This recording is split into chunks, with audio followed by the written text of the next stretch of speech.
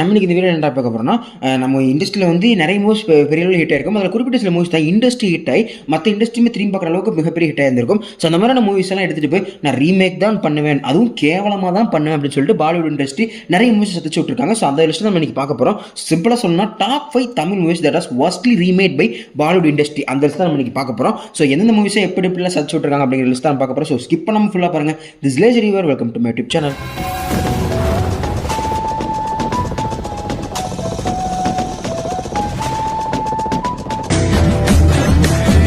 That was my goodie story.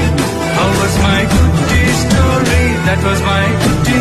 இந்த மாதிரி top 5 வீடியோஸ்க்கு வந்து ஒரு சின்ன டிஸ்கிளைமர் கொடுப்பேன், இந்த வீடியோக்கும் கொடுத்துக்கிறேன். ஸோ இந்த மாதிரியான மூவிஸ் எதுக்கு எடுத்துருக்கேன்னா, நம்ம ஊரில் இருக்கிற மூவியும் அங்கே இருக்கிற ரீமேடான மூவியும் கம்பேர் பண்ணி அது எது பெஸ்ட்டாக இருக்குது, என்னென்ன விஷயங்கள் மாற்றிருக்காங்க, அது எந்தளவுக்கு ஒஸ்ட்டாக இருக்குன்னு சொல்லி சின்ன நோட்டீஸ் அண்ட் ப்ளஸ் ஒரு டீசர் ஆதங்கத்தை தெரிவிக்கிறதுக்காக மட்டுமே தவிர்த்து வேறு எந்த ஒரு பர்சனல் வெஞ்சன்ஸோ இல்லை யாரும் இவனை அடிக்கணும்னு சொல்லி ஸ்லாம் பண்ணுற விதமாக இருக்காது அப்படிங்கிறதையும் சொல்லிக்கிறேன். ஸோ இப்போ வீடியோக்குள்ளே போயிடலாம். இந்த லிஸ்ட்டில் 5th பிளேஸில் வச்சிருக்க மூவி விக்ரம் வேதா. ஸோ 2017 இந்த மூவி வந்து நம்ம மாதவன் அண்ட் விஜய் சேதுபதி சாருக்கு மட்டும் இல்லாமல் இந்த படத்தை டேரக்டரான புஷ்கர் காயத்ரி, மியூசிக் டேரக்டரான சாம் சிஎஸ், ரைட்டரான மணிகண்டன் எல்லாருக்குமே ஒரு கரியர் ட்ரைனிங் பண்ண அமைஞ்ச மூவி. முக்கியமாக சாம் சிஎஸோட பீக் அப்படிங்கிற மாதிரிலாம் சொல்லலாம் அந்த மூவியை. ஸோ அவ்வளோ பெஸ்ட்டாக வந்திருக்கும், அவ்வளோ பெரிய ஹிட் இந்த படம். ஸோ இவ்வளோ பெரிய ஹிட் அந்த மூவியை நான் ரீமேக் தான் பண்ணணும்னு சொல்லிட்டு ஹிந்தி கொண்டு போனாங்க. அதுவும் சேம் டேரக்டர் தான், விக்ரம் வேதாவோட அதே டேரக்டர் புஷ்கர் காயத்ரி தான் அவங்களும் கொண்டு போயிருந்தாங்க. பட் அது வந்து என்னால் ஒஸ்ட்னு சொல்லிட முடியாது. கம்பேரிங் டு விக்ரம் வேதா அது கீழே தான் இருந்துச்சு. பட் ஆனால் ஹிந்தியில் ஏகப்பட்ட ரீமேக் இருக்கு, அதோட கம்பேர் பண்ணி பார்க்கும்போது இட்ஸ் ஃபார் பெட்டர் அப்படிங்கிற மாதிரி சொல்லலாம். பட் ஸ்டில் இந்த படம் எங்க தோத்துச்சு அப்படின்னா கேஸ்டிங்லாம். ஸோ தமிழ் விக்ரம் வேதாவை பொறுத்த வரைக்கும் நீங்கள் வந்து இந்த போலீஸ் கேரக்டருக்கு நம்ம மாதவன் சாரை தவிர்த்து வேறு யாரையும் யோசிச்சு பார்க்க முடியாது. அதே மாதிரி வேதா கேரக்டருக்கு நம்ம விஜய் சேதுபதி சாரை தவிர்த்து வேறு யாரையும் யோசிச்சு பார்க்க முடியாது. ஆனால் ஹிந்தியில் அப்படி கிடையாது.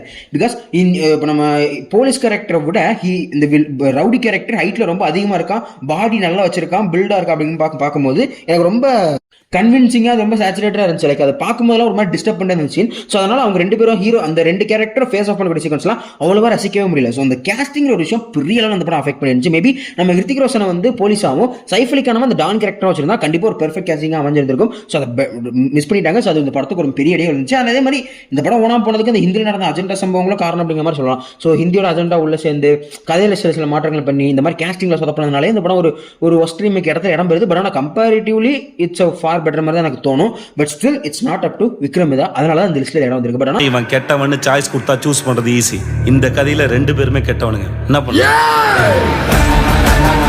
ஸோ இந்த லிஸ்ட்டில் 4th பிளேஸில் வைக்கிறது ஒரு யூனிவர்ஸ், காப் யூனிவர்ஸ்னு சொல்லுவாங்க. நம்மளை பொறுத்த வரைக்கும் அது ஒரு ரீமேக் யூனிவர்ஸ். அதுதான் அதில் வந்து 5 மூவி இருக்குது. முதல்ல வந்து சிங்கம் அண்ட் சிங்கம் ரிட்டர்ன்ஸ். இது ரெண்டுமே வேறு எதுவும் கிடையாது. நம்ம ஹரிசார் அண்ட் சுரேஷோட காம்பினேஷனில் வந்து சிங்கம் 1 and 2. ஸோ அதுவே ஓவர் கமர்ஷியலாக இருக்குன்னு சொல்லி நம்ம இன்ன வரைக்கும் சொல்லிட்டு இருப்போம். பட் ஆனால் அதையே இவங்க ட்ரிபிள் மடங்கு அங்கே எடுத்து வச்சு ஹிட் கொடுத்துருக்காங்க. அதுக்கப்புறம் சிம்பா ஒரு மூவி பண்ணியிருப்பான். சிம்பா எதுன்னு கேட்டிங்கன்னா, நம்ம தெலுங்குல டெம்பர்னு ஒரு மூவி வந்திருக்கும். அதை நம்ம ஊரில் விஷால் சார் வச்சு அயோக்கியான் பண்ணியிருப்பாங்க. ஸோ அதை அங்கே ரீமேக் பண்ணி வச்சிருப்பான். அது ரொம்ப மோசமாக இருக்கும். லைக் நம்ம அயோக்கியாவே கொஞ்சம் ஓகேஷான மூவி, ஆவரேஜான மூவின்னு சொல்லிட்டு இருப்போம். ஆனால் சிம்பாவை கம்பேர் பண்ணிங்கன்னா அயோக்கியா எவ்வளவோ பரவாயில்ல ஒரு ரீமேக் தான் அப்படின்னு சொல்லிடுவீங்க. அந்த அளவுக்கு மோசமாக தான் இருக்கும். ஸோ இவனுங்க எடுத்துக்கிட்ட கதையை தாண்டி அந்த ஹீரோக்கு இன்னும் இம்பார்ட்டன்ஸ் கொடுக்கணும், ஹீரோக்கு இன்னும் மொமெண்டம் கொடுக்கணும்னு என்னென்னமோ கிண்டுவானுங்க. அது சுத்தமாக பிடிக்காது. சரி, இங்கே கை வச்சா அங்கே கை வச்சா சும்மா இருந்தேன் அப்படின்னு நினச்சா, இப்போ சிங்கம் அகைன் படத்தோட கதைக்காக ராமாயணத்திலே இப்போ இந்த டேரக்டர் கை வச்சான் பார்த்தீங்களா, எங்கேயோ போயிட்டடா ரோஹித் செட்டினி. அப்படி ஒரு மொமெண்டம் அது. லிட்டரலி சொல்லணும்னா அந்த Singham again full and full story ராமாயணத்தோட கதை கூட கம்பேர் பண்ணி தான் போயிட்டு இருக்கும். ஸோ சொல்கிறதுக்கு ஒன்றும் இல்லை அப்படிங்கிற மாதிரி தான் இருக்கும். ஸோ லிட்டரலி சொல்லணும்னா மொத்த ரீமேக் ரேட்ஸ் இந்த ரோஹித் செட்டி வாங்கி எல்லாத்தையுமே சர்ச்சிருக்கான்னு சொல்லலாம். அண்ட் இந்த டேரக்டர் ஒன்று நல்ல மூவிஸும் கொடுத்துருக்காரு. பட் ஆனால் நம்ம ரீமேக் கணக்கு பற்றி பேசுறதுனால இதை மட்டும் பற்றி பேசுகிறேன். பட் இதில் என்ன இருந்தால் தனியாக எடுக்கக்கூடிய படத்தெல்லாம் ஓரளவுக்கு நல்லாவே எடுத்து வச்சுருக்காரு. அதாவது இவர் ரீமேக் இல்லாமல் ஓன் எடுப்பார்ல. ஸோ அந்த மாதிரி மூவிஸ்லாம் நல்லாவே எடுத்து வச்சுருக்காரு. எப்போ ரீமேக்னு வருதோ அப்போ தான் என் உள்ளே பூந்தி இவன் உப்புமா கிண்டி வைக்கிறான். எனக்கு அதான் என்னன்னு புரியல. But still it's a worst remake. கண்டிப்பாக நம்ம ஊரில் வந்து ஒரு படம் ஹிட் ஆகுது அப்படின்னா அதோட ரீமேக் ரேட்ஸை யாருக்கு வேணால் விற்கலாம். தயவு செஞ்சு இந்த ரோஹித் செட்டிக்கிட்ட மட்டும் வித்துறாதீங்கடா அப்படின்னு.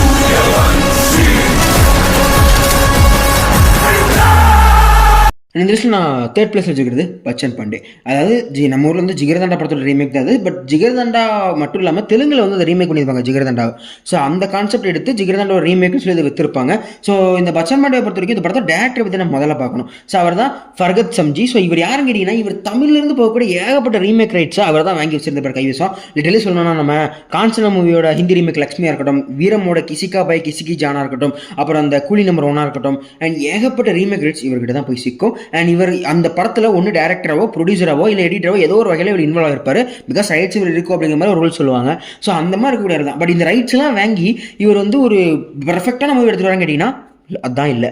ஸோ லிட்டரலி இவர்கிட்ட ஒரு ரீமேக் ரேட்ஷியோவில் ஒரு மூவியை கொடுக்குறதும் குரங்கு கையில் பூமாலை கொடுக்குறதும் ஒன்று தான், ரெண்டுமே உருப்படாது. So literally if you want to see a worst version of a good movie, இவர்கிட்ட ரைட்ஸ் ஊத்துறாங்க, அந்த வேலையை இவர் பார்த்துக்குவார். அண்ட் லிட்டரலி ஃபர்ஸ்ட் டைம் வந்து இந்த ஜிகர்தண்டாவோட தெலுங்கு டப்பிங் இருக்குது, அதாவது தெலுங்கு ரீமேக் இருக்குல்ல, ஸோ அதை பார்க்கும்போது ஒரு மிக்ஸ்டு ஒப்பீனியனில் தான் உட்காந்துட்டு இருந்தேன், என்னடா அப்படி பண்ணிட்டீங்க அப்படிங்கிற மாதிரி. But coming to Hindi remake, இந்த ஹிந்தி ரீமேக்கை பார்த்ததுக்கப்புறம் Telugu remake was a masterpiece to me. அப்படி இருந்துச்சு, அதை படம் மாஸ்டர் பீஸ்ன்னு சொல்கிற அளவுக்கு வந்துட்டேன்னா இந்த ஹிந்தி பச்சன் பண்டே எந்த அளவுக்கு இருக்குங்கிறத நீங்களே முடிவு பண்ணிக்கோங்க.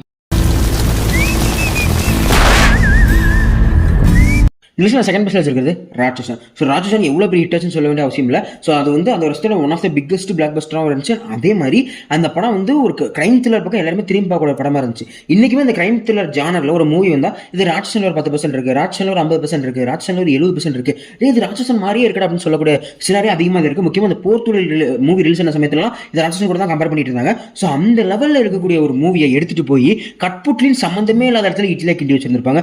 ஸோ ஒரு மட்டமான எக்ஸிகியூஷன், அதாவது ராட்சசங்கிற ஒரு மூவி ஒரு பெர்ஃபெக்ட்லி எக்ஸிகியூஷன் மூவி.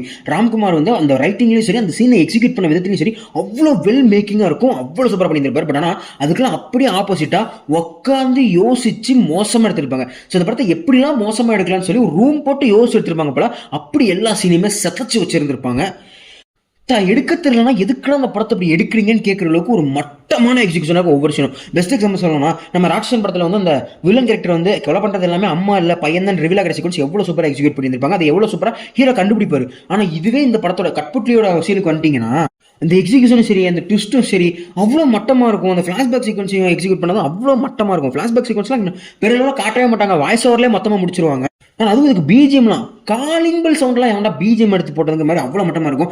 ராட்சசன் மூவியில் ஜிப்ரான் அவரோட ஒன் ஆஃப் த பெஸ்ட் ஒர்க்காக கொடுத்துருந்துருப்பாரு. பட் இதெல்லாம் கம்பேர் பண்ணி பார்த்தீங்கன்னா Ratsasan is a diamond where Cuttputlli is a shit. அவனை தடுக்கணும்னா அவனோட சமநிலை மனசை உடைக்கணும். இந்த லிஸ்ட்டில் டாப் பொசிஷன் கொண்டோம். ஸோ டாப் பொசிஷனில் இருக்கிற மூவியை கண்டிப்பாக நிறைய பேர் பார்த்து கழி ஊற்றிருந்திருப்பீங்க, அதுதான் போலா. ஸோ இந்த போலா வந்து நம்ம தமிழில் வந்து கைதி படத்தோட அஃபிஷியல் ரீமேக். ஸோ அந்த கைதி படம் வந்து one of the finest movie அந்த வருஷம் ரிலீஸ் ஆயிருக்கும். ஸோ லோகேஷ் கனகராஜோட ஒன் ஆஃப் த பெஸ்ட்னு சொல்லிடுவேன். ஸோ இன்றைக்குமே இந்த எல்சி இருக்கிற ஹைப் இந்த படத்தினால தான். ஸோ இந்த எல்சியில் வரப்படி அடுத்த படங்கள் கைதி அளவுக்கு சூப்பராக இருக்குங்கிற ஒரு நம்பிக்கையில் தான் அவ்வளோ பெரிய ஹைப் பில்டாக இருக்குது. ஸோ அதுதான் உண்மை. ஸோ அந்த மாதிரி இருக்கக்கூடிய ஒரு மூவியை எடுத்துகிட்டு போய் சொத்தப்பி வச்சிருப்பானுங்க. இந்த படத்தில் ஒரே நாள் நைட்டில் நடக்கிறதா கதை கைதியில். ஸோ அதுக்காக அந்த கண்டினியூட்டி மிஸ்டேக் எங்கேயும் வந்துருக்கணும் சரி பார்த்து எடுத்துருப்பாங்க. அந்த ஃபைட் பண்ணுற சீக்வன்ஸில் வர மண், ஒரு உடம்புல ஒட்டி இருக்க மண்ணுன்னு சொல்லி எல்லாத்தையும் பார்த்து எடுத்துருப்பாங்க. ஆனால் அதுவே நீங்கள் போலால் வந்துட்டீங்கன்னா அந்த கதை வந்து ஒரு 2 நாளில் நடக்கிற மாதிரி தான் ஃபிட் பண்ணியிருந்திருப்பாங்க. அங்கேயே அந்த ஜானரே உடஞ்சி போச்சா. ஸோ அதுக்கப்புறம் இந்த படத்தில் ஹீரோ பில்டப்புங்கிற மாதிரி எந்த சீனும் இருக்காது. வாய்ஸ் ஓவரில் அவனுமே பில்டு கொடுக்க மாட்டான். அந்த கேரக்டர் செய்கிற ஒரு சைடில் அந்த கேரக்டருக்கான ஒரு பில்டு உருவாகும். பட் ஆனால் இந்த போலால் பார்த்தீங்கன்னா வாயிலே வட சுட்டுருப்பானுங்க. அந்த கேரக்டர் அப்படி அவன் கத்தி எடுத்தனா அத்தனை பேரை சொல்லிட்டுருவான், கன் எடுத்தானா பன்லேஸ்வரம் அப்படிங்கிற மாதிரி வாயிலே தான் வட சுட்டுருப்பானுங்க. எக்ஸிக்யூஷன் சீன்ஸ் வந்து அவ்வளோ இன்ட்ரெஸ்டிங்காகவும் அவ்வளோ சூப்பராகவும் இருக்கவே செய்யாது. அதே மாதிரி இந்த படத்தை இந்த மேக்கிங் வைஸ் பார்த்தீங்கன்னா சரி ஒரு விஷுவல் ட்ரீட்டாக தான் இருக்கும். ஸோ விஷுவலி இந்த படத்தை பார்த்தீங்கன்னா ஒரு நல்ல வெல் மேட் மூவி அப்படிங்கிற ஒரு ஃபீல் கண்டிப்பாக இருக்கணும். பட் நீங்கள் போலா படத்தை பார்த்தீங்கன்னா பிச்சைக்காரன் வாந்தி எடுத்து வச்ச மாதிரி அவ்வளோ கேவலமாக இருக்கும் அப்படிங்கிற மாதிரி சொல்லலாம். ஸோ லிட்டலி ஒரு பெஸ்ட் மூவியை எப்படி ரீமேக் பண்ணக்கூடாதுங்கிறதுக்கு ஒரு பெஸ்ட் எக்ஸாம்பிள் போலா தான். இல்லாட்டி நீங்கள் இப்படி எடுத்துக்கலாம், இந்த கைதி படத்தோட ஒரு ஆல்டர்னேட்டிவ் வெர்ஷன் தான் நீங்கள் போலான்னு எடுத்துக்கலாம்.